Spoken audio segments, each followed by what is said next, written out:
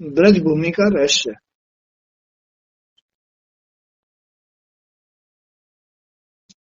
एक बार मथुरा नरेश ब्रजनाभ के पास आए। ब्रजनाभ के पास आए। ब्रजनाभ के मन में ब्रजभूमि के विषय में जानने की बड़ी इच्छा थी। उसकी इच्छा को देखते हुए महर्षि शांडिल्य ने ब्रजनाभ से कहा, ब्रजनाभ, ब्रज का अर्थ क्या है? ब्रज का क्या अर्थ है?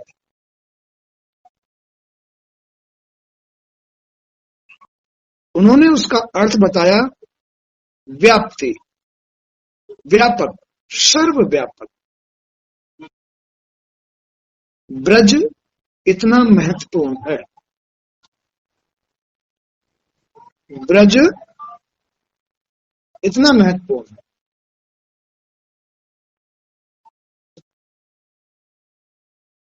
व्यापक होने के कारण ही इस भूमि का नाम ब्रज पड़ा है।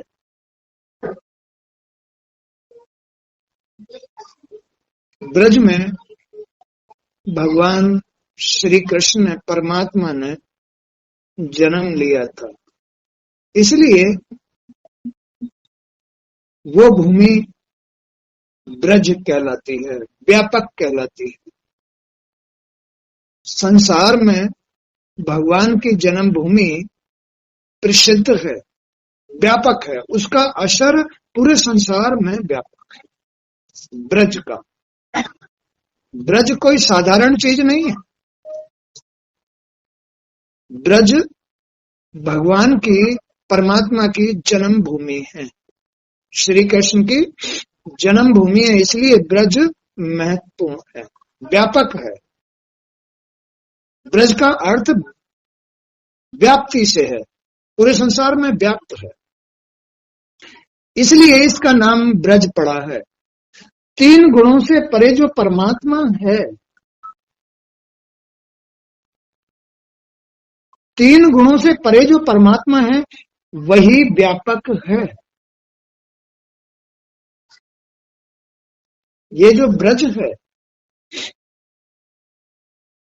संसार में, तुम्हारी आंखों के सामने जो संसार दिखाई दे रहा है, इस संसार में ब्रज का बड़ा महत्व है, क्योंकि ब्रज में परमात्मा ने अवतार लिया था। ये जो आंखों के सामने संसार है, यही तुम्हारा विग्रह है। इसमें ब्रज क्या है? इसमें ब्रज है तुम्हारा अंतःकरण, हृदय। परमात्मा तुम्हारे हृदय पर प्रकट होता है, यही ब्रज है।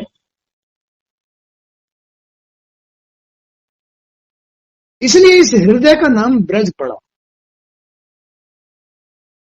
तीन गुणों से परे जो परमात्मा है, ये जो शरीर है, इस शरीर माने संसार में जो प्रकृति तुम्हें दिखाई दे रही है,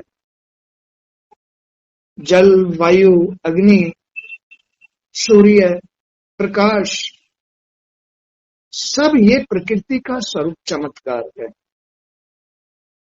प्रकृति त्रिगुणात्मक है, शतोगुण, रजोगुण, तमोगुण। लेकिन जो परमात्मा इस ब्रज में प्रकट हुआ, वो इन त्रिगुणात्मक संसार से, प्रकृति से भी परे है। वो इस प्रकृति को भी बनाता है, रचता है, सब कुछ उसने ही तो रचा है, ऐसा है वो परमात्मा। लेकिन आम आदमी इन आंखों से उस परमात्मा को नहीं देख सकता, इस सृष्टि को नहीं जान सकता कि आखिर ये है क्या चीज, क्या भला है ये। इसे तो कुछ और समझता है। ये तो बस ऐश लो, मजे लो, खाओ पियो, मौज उड़ो, बस इतना समझता है। जबकि इस संसार में जो ब्रज है वो भगवान की, परमात्मा की जन्म भूमि है। तुम्हारे शरीर के अंदर जो तुम्हारा हृदय है, ये परमात्मा का सिंहासन है, यही परमात्मा प्रकट होता है। आम आदमी क्या जाने इसको, इसलिए पछताता रहता है। कहां ढूंढे भगवान को, वहां जाए, चलो भाई कुछ पुण्य हो जाएंगे, चलो कथा कर लें भाई, हवन कर लेते हैं। लेकिन वो परमात्मा को नहीं ढूंढ पाता है, नहीं समझ पाता, सच्चाई को नहीं समझ पाता है। तो व्यापक होने के कारण ही इस भूमि का नाम ब्रज पड़ा है। 3 गुणों से परे जो परमात्मा है वही व्यापक है, उनके नाम पर ही इसका नाम ब्रज पड़ा। क्योंकि ईश्वर व्यापक है इसलिए इसका नाम ब्रज पड़ा है।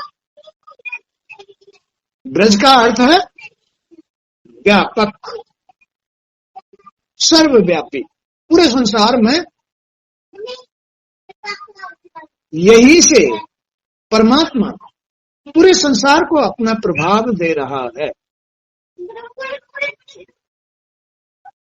जीवन मुक्त पुरुष उसी में स्थित रहते हैं, जो उनकी आराधना करते हैं, जो उनके सानिध्य में रहते हैं, जो उनका भजन करते हैं, जो उनको जानते हैं, पहचानते हैं, जो उनका रहस्य समझते हैं, वो ब्रज में ही रहते हैं। ब्रज भी किसी भाग्यशाली को ही मिलता है, दर्शन करने को या जन्म लेने को भाग्यशाली को ही मिलता है। ब्रज ब्रज ब्रज का अर्थ है व्यापक। और जो परमात्मा है, जो प्रकृति के 3 गुणों से भी परे है, उसने इस भूमि में जन्म लिया, प्रकट हुए, इसलिए वो पूरे संसार में व्याप्त है, व्यापक कहलाते हैं। अर्थ है व्यापक, इसलिए उसे ब्रज कहते हैं। वह सदानंद स्वरूप परम ज्योतिर्मय और अविनाशी है, वही परमात्मा। वृंदावन बिहारी लाल श्री कृष्ण सच्चिदानंद हैं, ज्योतिर्मय है, प्रकाश में है, अविनाशी हैं। जीवन मुक्त पुरुष उसी में स्थित रहते हैं। जो जीवन मुक्त लोग होते हैं, ज्ञानी ध्यानी भगवान के परम भक्त होते हैं, उन्हीं में स्थित रहते हैं। इस परब्रह्म स्वरूप ब्रजधाम में, इस परब्रह्म स्वरूप ब्रजधाम में नंद नंदन भगवान श्री कृष्ण का सदैव निवास रहता है। नंद नंदन, नंद नंदन, नंदगांव गोकुल, नंदगांव नंद रानी के नाम पर था, उनका ही तो ये नंदन था। नंद का ही नंदन श्री कृष्ण पार ब्रह्म परमेश्वर।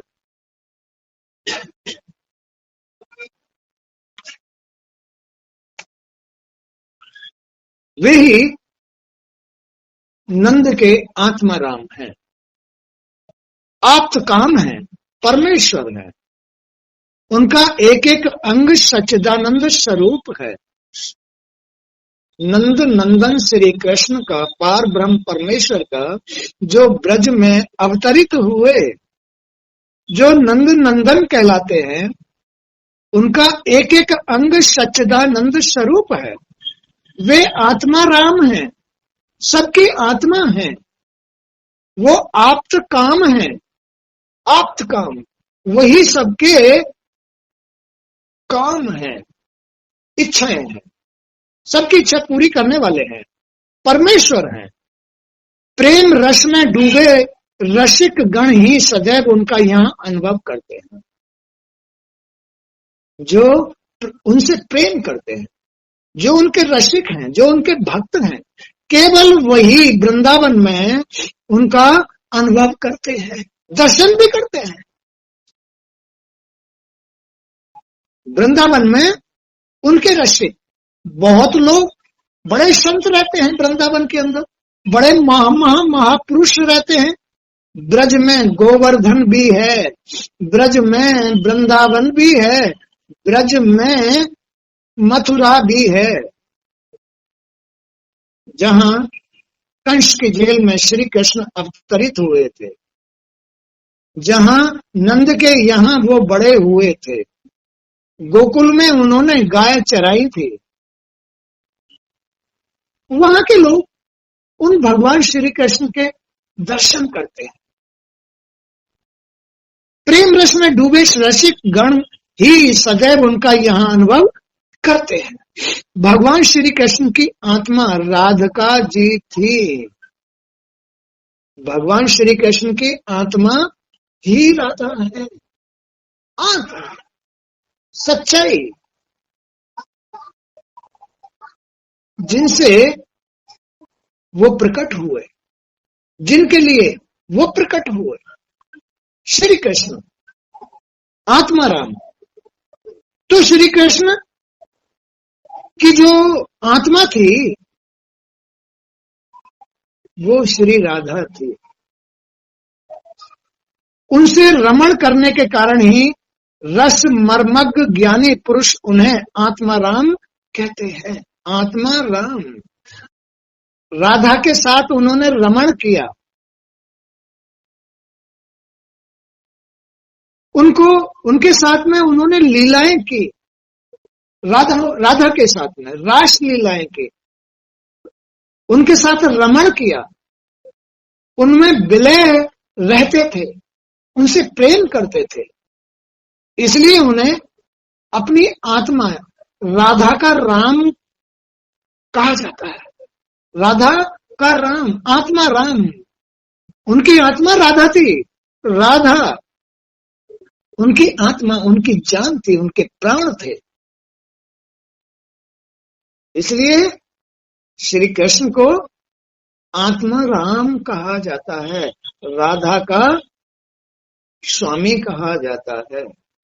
राधा में रमण करने वाले थे।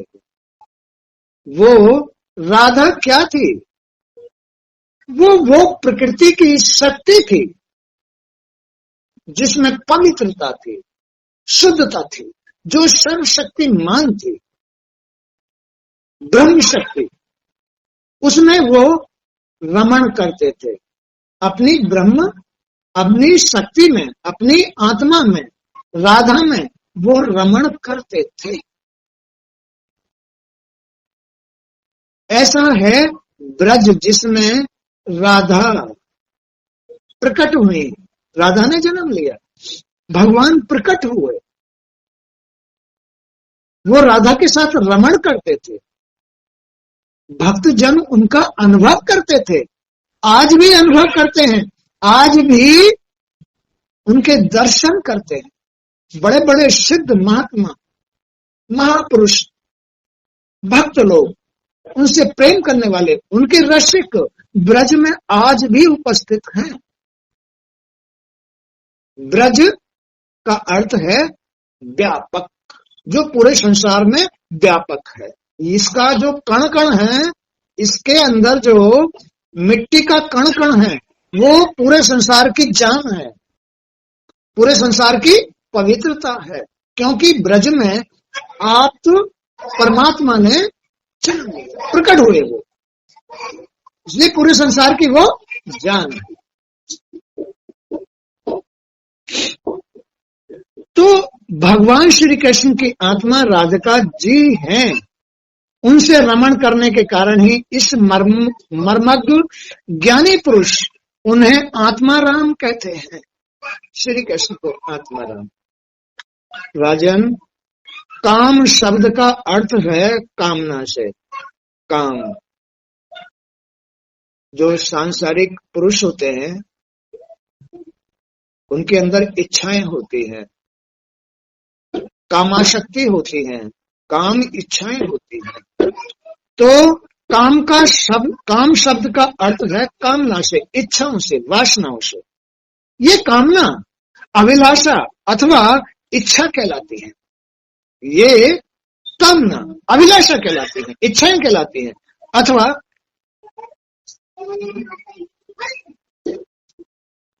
वासना कहलाती है। ब्रज में भगवान श्री कृष्ण के वांछित पदार्थों में ब्रज में भगवान श्री कृष्ण के वांछित पदार्थों में भगवान किन को ज्यादा पसंद करते थे, किन के साथ ज्यादा रहते थे? गायों के साथ, ग्वाल वालों के साथ, गोपियों के साथ, और उनके साथ लीला भी किया करते थे। भगवान श्री कृष्ण सर्वव्यापक,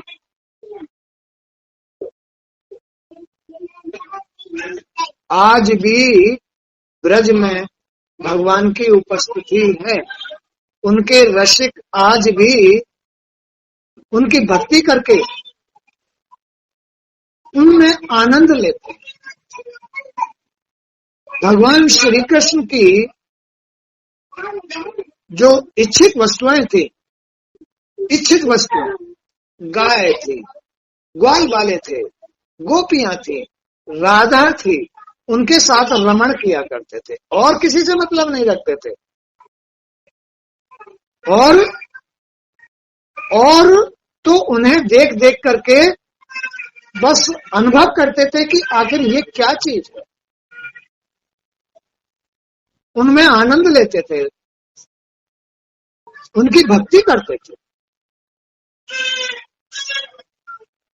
जो यहाँ हाँ, तो ब्रज में भगवान श्री कृष्ण के वांछित पदार्थों में, पूजा इसको संभालो। ब्रज में भगवान श्री कृष्ण के वांछित पदार्थों में गौएं, ग्वालवाल, गोपियां और उनके साथ लीला बिहार आदि प्रमुख हैं, जो यहाँ नित्य प्राप्त होते हैं। जो यहाँ नित्य प्राप्त होते हैं कहाँ? ब्रज में। ब्रज में, गोकुल, बरसाना, वृंदावन, मथुरा, वहां 84 कोष में ब्रज फैला हुआ है। 84 कोष की जो भूमि है इतनी पवित्र है कि उसके एक धूल का कण भी संसार का सहारा है, संसार का सहारा है। इसलिए लोग उस ब्रज भूमि में जाते हैं, पवित्र भूमि में जाते हैं। वो तुम्हारा हृदय है। ब्रज मनुष्य का इस शरीर के अंदर, संसार के अंदर हृदय ही ब्रज कहलाता है। ब्रज के अंदर पवित्रता अगर किसी के अंदर हो तो उस पवित्रता को पाने के लिए हर आदमी उसके पास जाता है। जिसका हृदय पवित्र होगा हर आदमी जाएगा उसके पास। जिसके हृदय में पवित्रता होती है उसके हृदय पर भगवान का वास होता है। उसका जो स्वामी है वो सत्य होता है, आत्म पुरुष होता है। उसके पास सारी दुनिया आती है जिसके हृदय में पवित्रता होती है, जिसके हृदय पर श्री कृष्ण का वास होता है। आत्मा राम का राधा कृष्ण का वास होता है। उसके पास दुनिया नमन करती है। ऐसा है ये ब्रज, ये हृदय जिस पर आत्मा राम वास करते हैं, राधा कृष्ण वास करते हैं, लक्ष्मी नारायण वास करते हैं। जहां ब्रह्म और ब्रह्म की शक्ति वास करती है वो है मनुष्य के शरीर में हृदय, मन। हृदय क्या है? मन, बुद्धि, चित्त, वाणी। यही संसार का हृदय माने ब्रज है, जिस पर राधा कृष्ण वास करते हैं, ब्रह्म की शक्ति वास करती है। लेकिन ये ब्रह्म और ब्रह्म की शक्ति इस हृदय पर जिस भक्त के, भगवान के रसिक, जिस भक्त के मन में उनके प्रति प्रेम है, भक्ति है, वो उनका आनंद लेता है, उनका रसिक होता है। उनका काम क्या है? गायों को चराना। गाय मीन्स ये आंख, कान, हाथ, पैर, गुदा आदि, त्वचा, इनको चलाना, इनको चराना। ये गौएं हैं, गैयाएं हैं, इनको चराते हैं ब्रह्म शक्ति। राधा कृष्ण अपनी गायों को चराते हैं, चलाते हैं, गायों को चलाते हैं। वो आप्त काम है।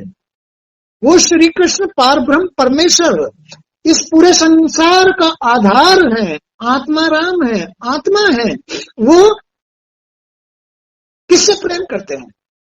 अपनी गायों से, अपने ग्वाल बालों से, अपनी राधा से, अपने प्राणों से।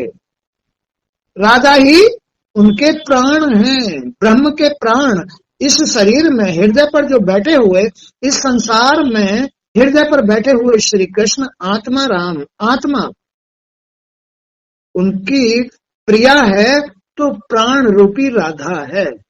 प्राण, प्राणों, प्राण बड़े प्यारे हैं उनको। इस संसार में प्राण, जो प्राण आ जा रहे हैं, यही राधा है उनकी। बड़े प्यारी है श्री कृष्ण को, ब्रह्म को। ये उनकी शक्ति है। उनकी शक्ति से ही संसार चल रहा है, इन प्राणों से ही संसार चल रहा है। अगर राधा ना हो, अगर ये प्राण ना हो, तो श्री कृष्ण का भी महत्व कुछ नहीं रहेगा। कौन पूछेगा? जब कोई होएगा ही नहीं, संसार ही नहीं होगा, इसमें प्राण नहीं होंगे, इसमें प्रकृति नहीं होगी इस संसार में, तो फिर ये चलेगी कैसे? तो ये प्रकृति ही राधा है। ये श्री कृष्ण की प्रिया है, प्रेयसी है। इनके साथ वो रास किया करते थे, इनके साथ रास किया करते थे। भगवान इन प्राणों के साथ ही तो कभी सत्संग सुनते हैं, कभी गंगा जी नहाते हैं, तो कभी गुरुओं के पास जाते हैं। रास, आनंद लेना प्राणों के साथ। पार ब्रह्म परमेश्वर श्री कृष्ण जो हृदय पर वास करते हैं, वो अपने प्राणों के साथ रमण करते हैं। वो गायों को चराते हैं, संचालित करते हैं, उनके पीछे पीछे चलते हैं, उनको आंखों को रोशनी देते हैं, कानों को सुनने की क्षमता देते हैं, हाथ पैरों को चलने की क्षमता देते हैं। आप्त काम श्री कृष्ण आत्मा राम पार ब्रह्म परमेश्वर सच्चिदानंद, जो नंद नंदन कहलाते हैं। नंद के घर में नंदन के रूप में रहते हैं, नंद के लाडले श्री कृष्ण। तो इसी कारण भगवान श्री कृष्ण को आप्त काम कहा जाता है। आप्त काम। भगवान श्री कृष्ण की यह लीला प्रकृति से परे है, राधा से भी परे है। सारी लीला वो ही करते हैं। राधा भी श्री कृष्ण के नहीं बगैर नहीं रह सकती।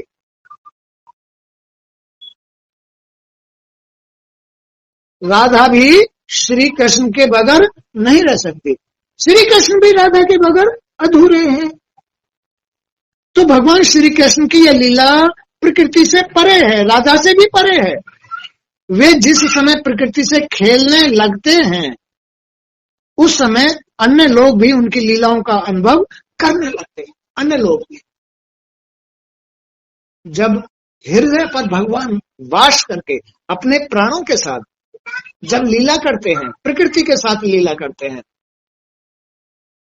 बड़ी उत्तम उत्तम लीलाएं करते हैं। कभी कीर्तन करते हैं, कभी कीर्तन करते हैं, कभी जाप करते हैं, तो कभी और बहुत सारी लीलाएं, रमण करते हैं, ईश्वर में रम जाते हैं, ध्यान लगाते हैं। वही तो करते हैं, और कोई नहीं कर रहा है। ये सब वही कर रहे हैं, ये सब उनकी लीला है।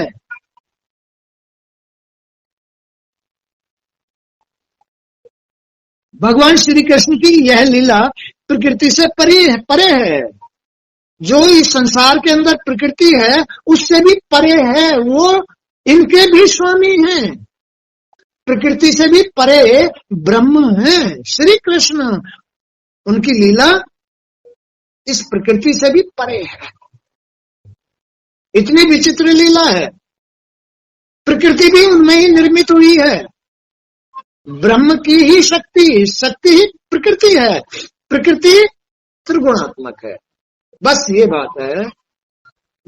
इस संसार में आकर के वो प्रकृति कहलाती है ब्रह्म शक्ति। ब्रह्म शक्ति इस संसार में प्रकृति कहलाती है जो त्रिगुणात्मक है, जिसने अपना शरीर धारण किया हुआ है, जो राधा में है।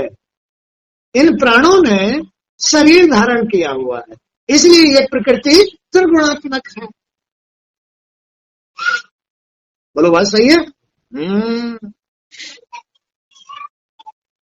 तो उस समय अन्य लोग भी उनकी लीलाओं का अनुभव करके आनंद लेते हैं।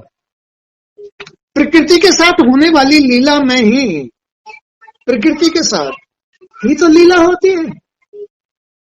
कभी सतोगुणी लीला होती है, रास रचाते हैं भगवान उन अपने प्राणों के साथ, अपनी राधा के साथ रास रचाते हैं, बड़ा आनंद लेते हैं।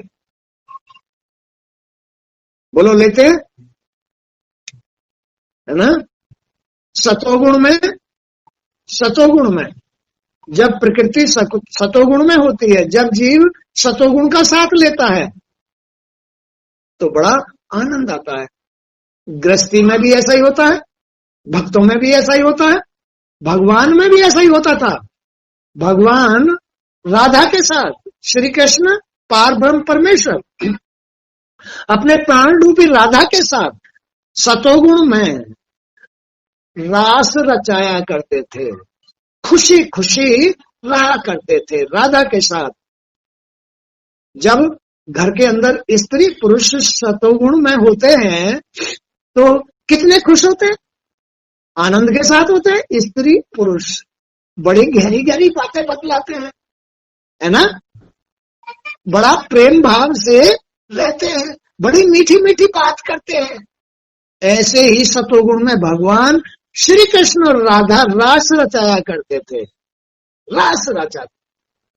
सतोगुण में, प्रकृति के सतोगुण, राधा के अंदर जब सतोगुण, राधा जब आंसू टपकाती थी तो भगवान श्री कृष्ण उनमें खो जाया करते थे। अरे तुम रो क्यों रही हो? तो वो उन्हें खुश करने के लिए, राधा को खुश करने के लिए, क्योंकि राधा सतोगुण में, राधा ही तो प्रकृति थी, राधा ही तो त्रिगुणात्मक थी। जब उसके अंदर सतोगुण आता था तो श्री कृष्ण उनके साथ रास रचते थे, रास रचते थे। उसमें राधा बड़ी मग्न हो जाया करते थे, बड़ी खुश हो जाया करते थे और उनके बगैर एक सेकंड भी रहना नहीं चाहते थे भगवान श्री, क्योंकि भगवान श्री कृष्ण की उनके साथ में रास लीला इतनी आनंद में हुआ करती थी कि राधा ही श्री कृष्ण हो जाया करती थी और कृष्ण ही राधा हो जाया करते थे। एक मन हो जाया करते थे, एक मन हो जाया करते थे। पता ही नहीं रहता था उनको, कोई सुध ही नहीं रहती थी, एक मन। ऐसी उनकी रास हुआ करती थी। तो प्रकृति के साथ होने वाली लीला में ही सतोगुण, रजोगुण और तमोगुण के द्वारा सृष्टि की उत्पत्ति, स्थिति और प्रलय की प्रतीति होने लगती है। जब भगवान श्री कृष्ण अपने प्रकृति के साथ सतोगुणी लीला करते हैं, बड़ा आनंद आता है। रजोगुणी लीला करते हैं तो फिर इच्छाएं पैदा होनी शुरू हो जाती है। रजोगुणी में भगवान ही ये लीला करते हैं, सतोगुण में बड़ा आनंद, जिसको देख करके और अन्य लोग भी बड़ा आनंद लेते हैं।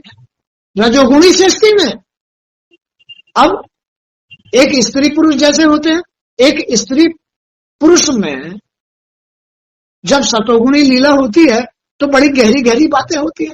जब रजोगुणी लीला होती है तो फिर इच्छाएं, आसक्तियां, विषय विकार ये सब कुछ तेरे मेरे की बात आ जाती है। और फिर इसमें भी अगर भाव भक्ति रही तो चलता रहता है, सामान्य रहता है। लेकिन इसमें अगर भक्ति ना हो तो तमोगुणी हो जाता है। ये तमोगुणी लीला है, ये भगवान की लीला है। भगवान की प्रकृति के साथ 3 प्रकार की लीला होती है, सतोगुणी, रजोगुणी और तमोगुणी। ऐसे ही पुरुष की भी अपने घर में स्त्री के साथ 3 प्रकार की लीलाएं होती हैं, सतोगुणी, रजोगुणी और तमोगुणी। ऐसा है श्री कृष्ण और राधा का खेल प्रकृति के साथ। इस प्रकार भगवान 2 प्रकार की लीलाएं करते हैं। एक तो वास्तविक लीला और एक व्यवहारिक लीला। भगवान कैसी कैसी लीला करते हैं? एक तो वास्तविक लीला करते हैं और एक व्यवहारिक लीला। व्यवहारिक लीला तो हम तुम में हो रही है, ये तो भगवान की व्यवहारिक लीला है।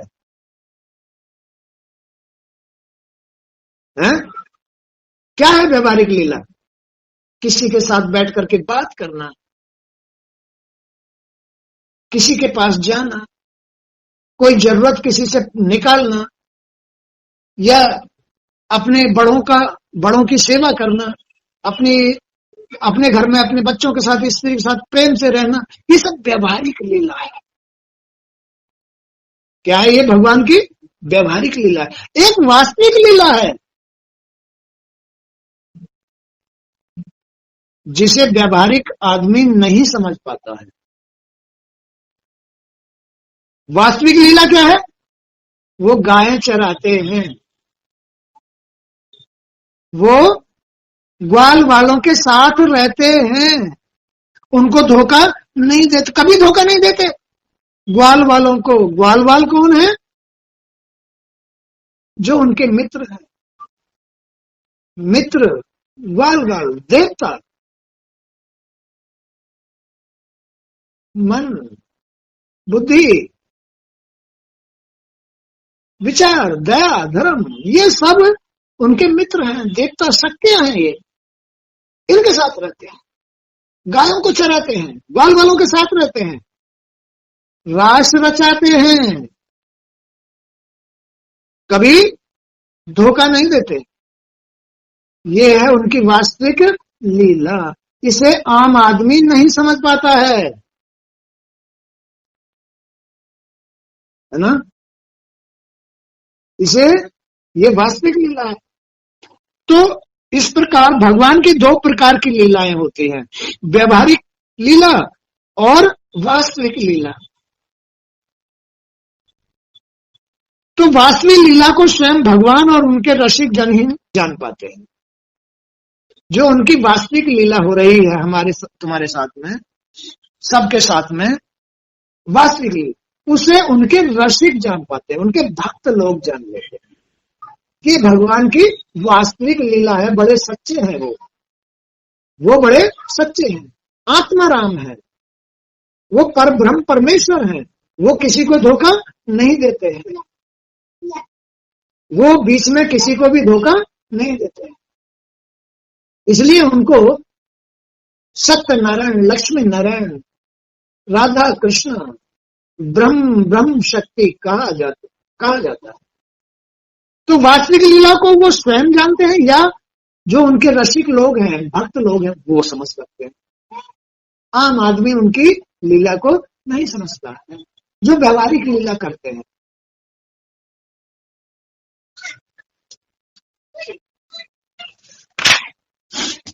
इसके विपरीत जीवों के सामने जो लीला होती है, जीवों के सामने, मानवों के सामने, मनुष्यों के सामने, या दानवों के सामने, या देवताओं के सामने, इनके सामने जो लीला होती है वह व्यवहारिक लीला होती है। व्यवहारिक लीला, उनकी लीला को या तो देवता लोग समझ सकते हैं या भक्त लोग समझ सकते हैं। व्यवहारिक आदमी, मनुष्य, दानव नहीं समझ पाते हैं। वास्तविक लीला के बिना व्यवहारिक लीला नहीं हो सकती जब तक भगवान की वास्तविक लीला उपस्थिति, वास्तविक उपस्थिति, आंखों में रोशनी, कानों में सुनने की क्षमता, हाथ पैरों में चलने की क्षमता, सांस लेने की क्षमता, बोलने की क्षमता आदमी में जब तक नहीं है, व्यवहारिक लीला नहीं हो सकती। बोलो बात सही है? हाँ।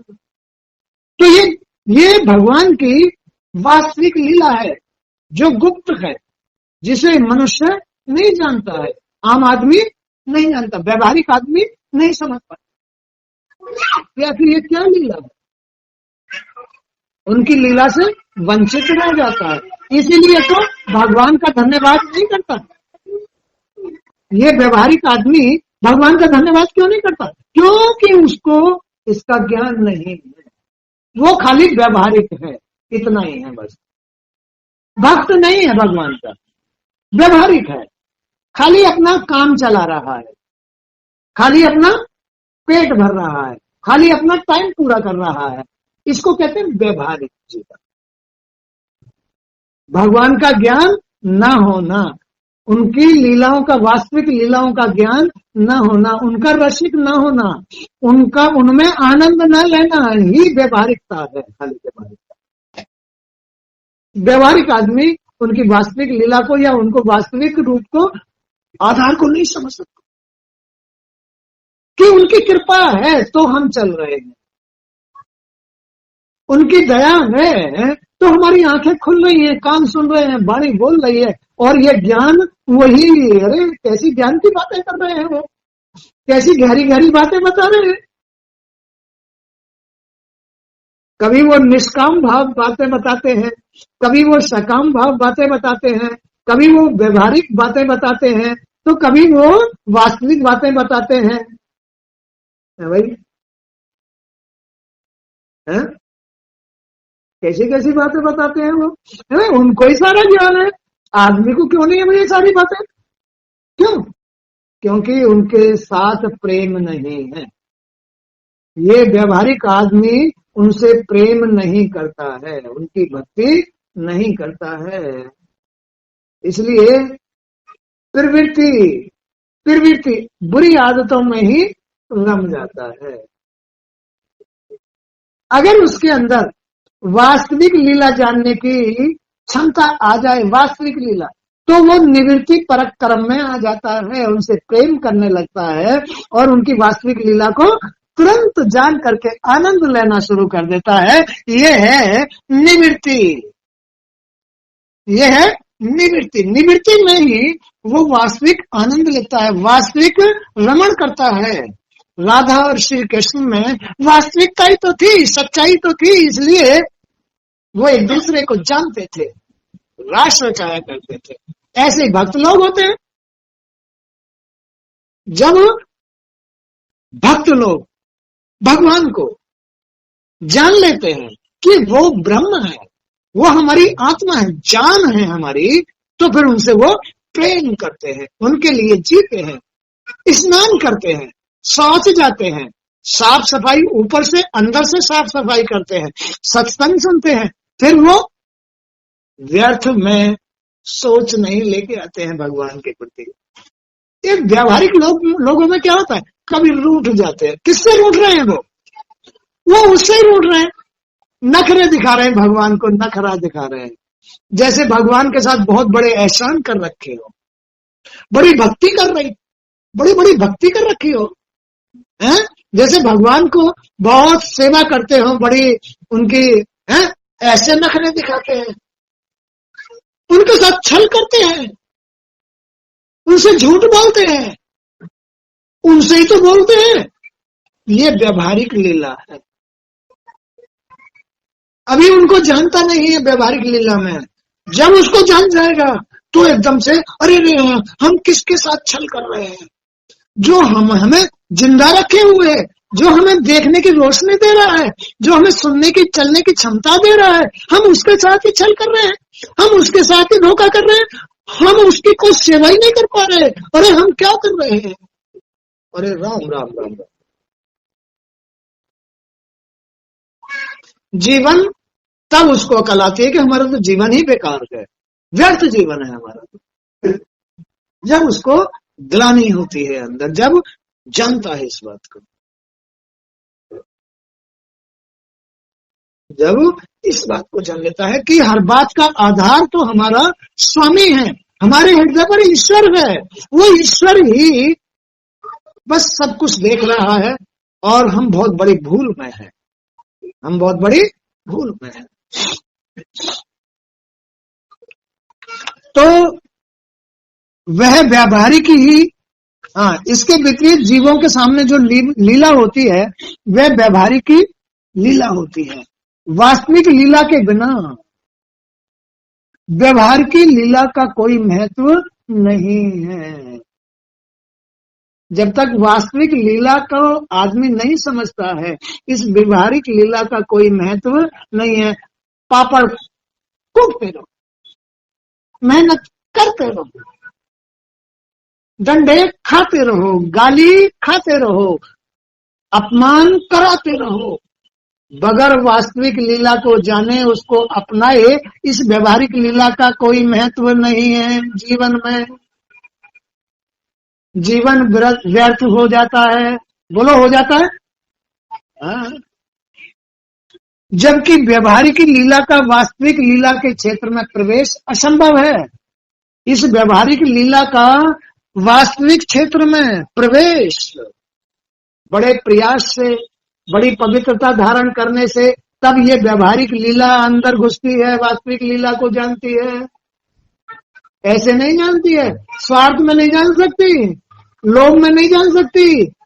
ये जो बोल रहे हैं गुरुजी, श्री कृष्ण जो बोल रहे हैं, आत्मा जो बोल रही है, ये व्यवहारिक लीला नहीं है, ये आत्मलीला है, ये उनकी कृपा है। वास्तविक लीला में घुसने की क्षमता है। व्यवहारिक आदमी या ये व्यवहारिक लीला इस वास्तविक लीला में नहीं घुस सकता, नहीं घुस सकता, कभी नहीं घुसेगा। ज्ञान ही नहीं है उसे घुसने का, और वास्तविक लीला उसे घुसने भी नहीं देगी। आत्मा बुराई को अपने अंदर नहीं आने देगी। ये व्यवहारिक लीला तो बुराई है, इसे आत्मा अपने अंदर कैसे आने देगी? और ये बुराई आत्मा में भी नहीं घुस सकती, आत्मा का साथ नहीं ले सकती।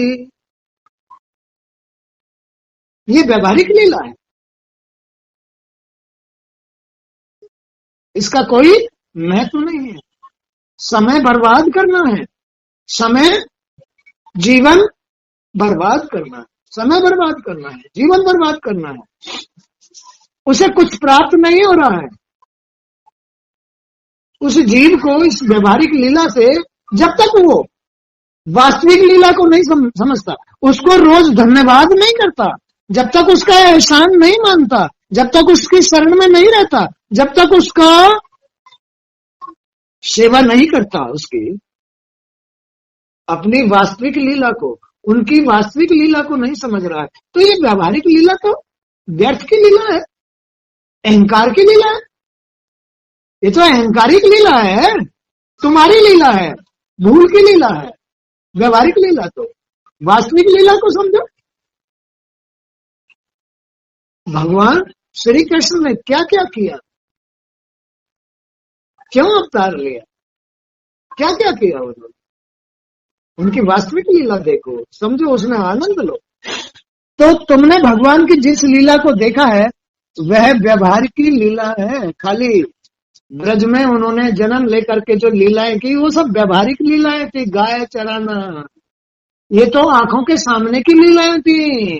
ग्वाल वालों के साथ रहना, गोपियों को परेशान करना या उनकी मटकी फोड़ देना, ये तो व्यवहारिक लीला थी। लेकिन इनका एक वास्तविक रूप भी है। वो वास्तविक रूप इसे आम आदमी नहीं समझता है, उसके लिए भक्ति करनी पड़ती है, उसके लिए भक्ति करनी, बगैर भक्ति के वो वास्तविक लीला समझ में नहीं आती है कि क्या लीला हो रही है, कौन कर रहा है। श्री कृष्ण ने ये लीलाएं क्यों की? साधारण जन इसी लीला को देख पाते, खाली व्यवहारिक लीला को ही देख पाते हैं साधारण जन, सांसारिक लोग। वे इस धरती और स्वर्ग नरक को इसी लीला के अंतर्गत देखते हैं। स्वर्ग और नरक इस व्यवहारिक लीला में ही आती है। रजोगुण में रजोगुण और सतोगुण होता है, और एक तमोगुण। तमोगुण से तो नरक, और रजोगुण सतोगुण से स्वर्ग। संसार में जो व्यवहारिक लीला कर रहा है, भाव भक्ति करके थोड़ा बहुत, और ये मतलब चार चीजें जो प्राप्त करने के लिए कोशिश कर रहा है, क्या? काम, अर्थ, काम, अर्थ, मोक्ष, धर्म। ये मनुष्य की चार प्राप्तियां हैं। चार प्राप्तियां हैं। वो सतोगुण, रजोगुण में सतोगुण और तमोगुण, ये प्रकृति के तीन गुण, इनके अनुसार ही स्वर्ग और नरक तक आदमी रह जाता है। मोक्ष नहीं मिलता है जब तक साधारण आदमी इस वास्तविक लीला को नहीं समझता है, इसमें प्रवेश नहीं करता है, इसका ध्यान नहीं करता है, इसका चिंतन मनन नहीं करता है, और इसका आनंद नहीं लेता है, रस नहीं लेता है, तब तक मोक्ष नहीं मिलता है। स्वर्ग और नरक तक ही रह जाता है। इसी लीला में मथुरा नगरी पृथ्वी पर दिखाई पड़ती है, किंतु भगवान की वास्तविक लीला का क्षेत्र ब्रजभूमि है। जन्मभूमि तो मथुरा है, और वास्तविक लीला करने का क्षेत्र ब्रजभूमि, यानी गोकुल, बरसाना, है ना, बहुत सारे। तो रसिक भक्तों को उस भूमि पर भगवान की रासलीला सर्वत्र दिखाई पड़ती है। वहां जीवात्मा और परमात्मा का कोई द्वैत भाव नहीं है, वहां प्रेम है, वहां प्रेम भाव है। वहां व्यवहारिक जीव और भगवान की श्री कृष्ण की लीला में, एकता में, मित्रता में कोई भेद दिखाई नहीं देता है। सब भगवान श्री राधे राधे, राधे राधे, राधे राधे, राधे राधे, राधे राधे, हर एक के, बच्चे के भी मुंह से, स्त्रियों के भी मुंह से, और पुरुषों, सबके अंदर एक श्री कृष्ण बसा पड़ा है। वहां दूसरा कोई नाम लेता ही नहीं है। राधे राधे, राधे राधे, राधे राधे। वहां भगवान और व्यवहारिक लोगों में कोई अंतर दिखाई नहीं देता है। सब राधे राधे, राधे राधे, राधे राधे में ही रमे रहते हैं। तो उन्हीं के साथ उनका दम तादात्म्य है। जब भगवान इस भूमि पर अवतार लेते हैं, तब उनके साथ उनके रसिक भक्त प्रेमी देवगण और ऋषि मुनि भी गोपिकों के रूप में अवतार लेते हैं। जो उनके भक्त होते हैं, जो उनकी गोपियां होती हैं, अप्सराएं होती हैं, रसिक होती हैं, सेवा करती हैं, भगवान की दासियां, प्रेमिकाएं, गोपिकाएं, वो भी साथ अवतार लेती हैं। उनके भक्त भी साथ अवतार लेते हैं। देवता लोग भी साथ अवतार लेते हैं। उनके साथ ही तो वो रमण करते हैं। ब्रज में भगवान ने अवतार लिया, तो ये ग्वाल बाल क्या थे, गोपियां क्या थी, ये सब उनके रसिक थे, भक्त थे।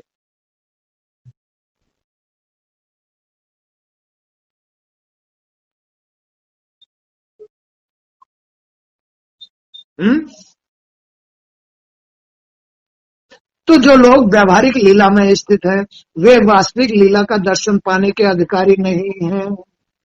जो व्यवहारिक लीला में स्थित है, संसार में स्थित है, जो जीव संसार में ही रमा हुआ है, वे भगवान की वास्तविक लीला का दर्शन पाने के अधिकारी नहीं है। भाई देखा है किसी ने भगवान को? है? अपने अंदर देखो ना, देखो अपने अंदर झांक कर देखो कि तुम में कितनी गंदगियां हैं। तुम झूठ बोलते हो, तुम छल करते हो, तुम लड़ाई करते हो, तुम भेदभाव रखते हो, तुम अपना पराया समझते हो। अरे इस गंदगी को त्याग दो तो तुम्हें अपने अंदर ही दिखाई देंगे, बड़ा आनंद आएगा। दिखेगा भगवान, फिर दिखेगा भगवान। अभी तुम जब वहां उस स्थिति में ही नहीं हो, ऐसी बुरी आदतों के साथ जुड़े हुए हो तो भगवान कहां से दिखाई देगा, सच्चाई कहां से दिखाई देगी? बोलो।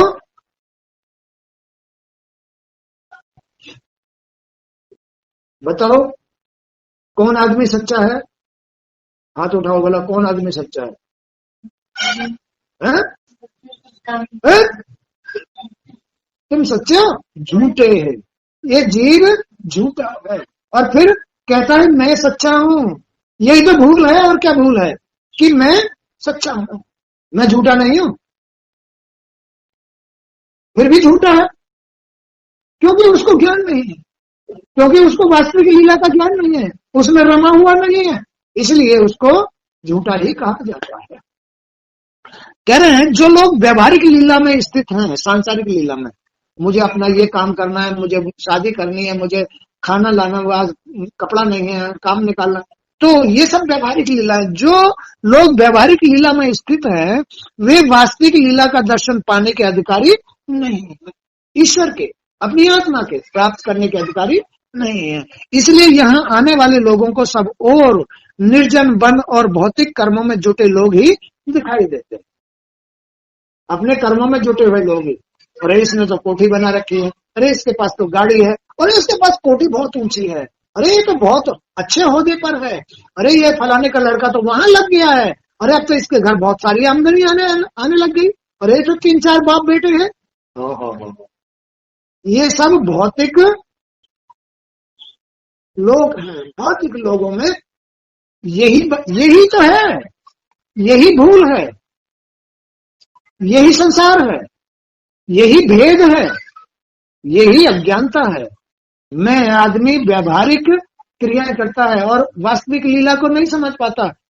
जब वास्तविक लीला आ जाती है, जब वास्तविक लीला के दर्शन कर लेता है, जब आत्मा के दर्शन कर लेता है, ये सारे भेदभाव खत्म हो जाते हैं और दुआ देने की क्षमता आ जाती है उसमें। खुश रहो बेटे, और बढ़ो आगे, खुश रहो, जाओ जाओ तुम्हारा भी काम, जाओ तुम्हारा भी काम, जाओ तुम्हारा भी काम।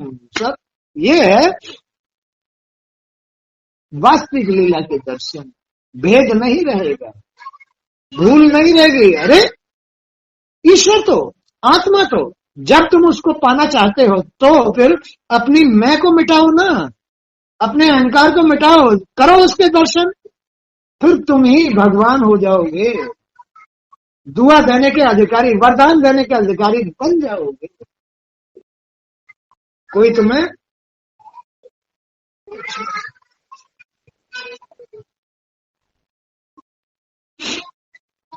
वास्तविक लीला में स्थित भक्तों को वे देख नहीं सकते। अज्ञानी पुरुष, मूर्ख लोग जो वास्तविक लीला में रमे होते हैं उन्हें नहीं समझ सकते। वो फिर उनको स्वार्थी कहना शुरू कर देते हैं, लोभी कहना शुरू कर देते हैं, ठगिया कहना शुरू कर देते हैं। वही व्यवहारिक लोग अज्ञानता में, भूल में, ऐसे भक्तों को जो भगवान की वास्तविक लीला में रमण करते हैं, अगर किसी को दुआ दे दी, कह दिया भाई भगवान के नाम पर 2 पैसे का प्रसाद बांट देना, भाई ये कर देना, वो कर देना, अरे वहां हम बताओ ये खर्चा बता दिए, अरे देने वाला तो सब कुछ वही है, हैं? सब कुछ वो दे रहा है और तू भी उससे मांगने आया है, फिर भी अरे राम राम, कितनी बड़ी भूल है। ये है व्यवहारिकता, ये है सांसारिकता। उस वास्तविक लीला को वो नहीं समझ पाता है। ये मैं है आदमी की, भूल है आदमी की। तो इसलिए यहाँ आने वाले लोगों को सब और निर्जन वन और भौतिक कर्मों में जुटे लोग ही दिखाई पड़ते हैं। वास्तविक लीला में स्थित भक्तों को वे देख नहीं सकते हैं। लेकिन राजन तुम चिंता न करो, भगवान श्री कृष्ण ने जहां जैसी लीला की है वहां तो वैसी ही उत्पत्ति होगी। भगवान श्री कृष्ण की लीला भी व्यवहारिक लीला है, तो जहां जैसी उन्होंने लीला कर रखी है उसका महत्व वैसा ही है। जो वास्तविक लीला के साथ जुड़े हैं उनका महत्व भगवान की नजरों में है, जो व्यवहारिक लीलाओं में जुटे हुए हैं उनका महत्व वो भी भगवान की नजरों में है। उसके अनुसार तुम स्थान का नाम रखकर यहाँ अनेक ग्राम बसाओ। ये फलाने का गांव, ये मथुरा, ये ये जो है पता नहीं क्या क्या गांव रखे हुए हैं ब्रज में। तो ये क्या है? जो जैसा व्यवहारिक आदमी होता था या वास्तविक, तो उनके नाम पर गांव बसाए गए, उनके नाम पर गांव बसाए गए। वो आज भी है, है? तो वहां पर उनके मंदिर और तीर्थ स्थापित हुए भक्तों के, जो वास्तविक लीलाओं से जुड़ गए, उनके तो मंदिर बनाए गए, तीर्थ।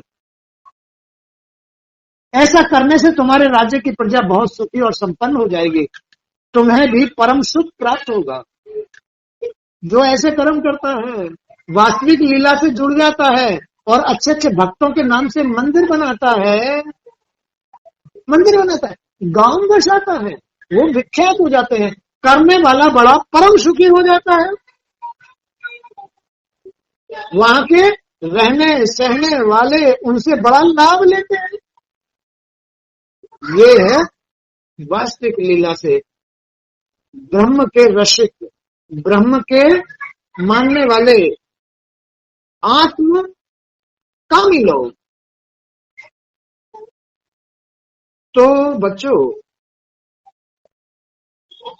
ये भगवान की लीला है, ये ब्रज की खूबी है, ये तुम्हारे हृदय की खूबी है।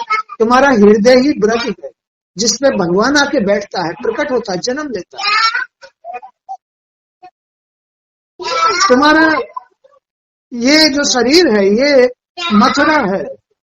इस मथुरा में जो ब्रज है, जो गोकुल है, वो तो तुम्हारा हृदय है। यहाँ भगवान श्री कृष्ण बड़े होते हैं, ग्वाल बालों के साथ लीलाएं करते हैं, राधा के साथ लीला करते हैं बरसाने में, है ना। तो ये साधारण चीज नहीं है, सब तुम्हारे लिए है। तुम व्यवहारिक हो या इसके दर्शन करके आए हो? कभी दर्शन करने गए हो? गोकुल के बरसाने के कभी दर्शन किए? कभी ब्रज के दर्शन किए? नहीं किए। आदमी ने आज तक भी ब्रज के दर्शन नहीं किए, तो उसे भगवान कैसे दिखाई दे जाएंगे भाई? कभी ब्रज भूमि को जाके नमन किया है? कभी वहां की मिट्टी उठा करके अपने माथे से लगाई है? कभी नहीं किया। तो फिर तुम्हारी मिट्टी कैसे पवित्र हो जाएगी? ये मिट्टी तो तभी पवित्र हो सकती है जब तुम उस मिट्टी का चंदन करोगे। जब चंदन करोगे तो तुम्हारे जीव में, तुम्हारे संसार में पवित्रता आएगी और तुम भगवान के दर्शन कर सकते हो। उसके रसिक बनो, उसके भक्त बनो। वहां जाओ, जाके देखो कि वहां कैसे कैसे रसिक भक्त महाराज, शुद्ध पुरुष, महापुरुष रहते हैं। वहां गोवर्धन धाम भी है, वहां वृंदावन बिहारी लाल भी हैं, वृंदावन है वहां। वहां जमुना जी बहती है। अरे जाके देखो ना, बड़ी पवित्र भूमि है वो। तुम्हारा अंतःकरण बड़ा पवित्र है, तुम इसमें गंदगी क्यों फैला रहे हो? अरे उसके करीब जाओ, थोड़े से रसिक बनो, थोड़ी भक्ति धारण करो, तो तुम्हें ब्रज जाना शुरू हो जाएगा, तो तुम्हें जमुना जी के दर्शन हो जाएंगे, तो तुम्हें गंगा जी के दर्शन हो जाए। सब कुछ भगवान देता है, तुम्हारे व्यवहार से प्राप्त होता है। तुम्हारे व्यवहार से, ये तो व्यवहारिक है, ये व्यवहारिक जीवन है। वास्तविक जीवन में जब घुसोगे तब तुम्हें मौका मिलेगा गंगा जी नहाने का, तब तुम्हें मौका मिलेगा ब्रज जाने का, बरसाना जाने का, परिक्रमा लगाने का। जब उनकी कृपा होगी तब तुम वहां अपना मकान बना के आओ, ईंट पे ईंट रख के आओ कि हमारा मकान बन गया। 2 मंजिल बना के आओ, 4 मंजिल बना के आओ, उतना ही बन जाएगा। वहां हर बात पूरी होती है। बरसाने में, ब्रज में हर बात पूरी होती है। परिक्रमा लगाओ श्रद्धा से, राधा रानी की जय जयकार करो, तो तुम्हारी हर बात पूरी होगी। क्यों नहीं होगी? अरे ब्रज में तो उनका वास है। कुछ करो तो सही, उसके रसिक बनो, उसके भक्त बनो, उसकी मिट्टी अपने मस्तिष्क पर लगाओ, तो तुम्हारा तन मन पवित्र होगा। पवित्र होगा तो भगवान इस बात को भी देख रहा, जानता है कि, क्योंकि वो तो सब हर बात का मूल है, व्यवहार का भी मूल है और वास्तविक लीला का भी मूल है, सबका मूल है। वो सब जानता है किसने क्या किया है, किसने क्या किया है, सब बात जानता। अरे तो भाई कुछ पाने के लिए कुछ खोना पड़ता है और कुछ करना पड़ता है, तब जाकर के तुम्हें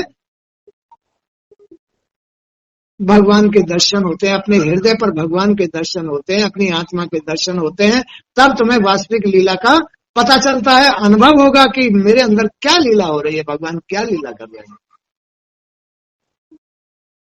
रसिक बनो, आनंद लो, भक्त बनो, दर्शन करो। आज का सत्संग यहीं तक। जय श्री कृष्ण, जय श्री कृष्ण, जय श्री कृष्ण।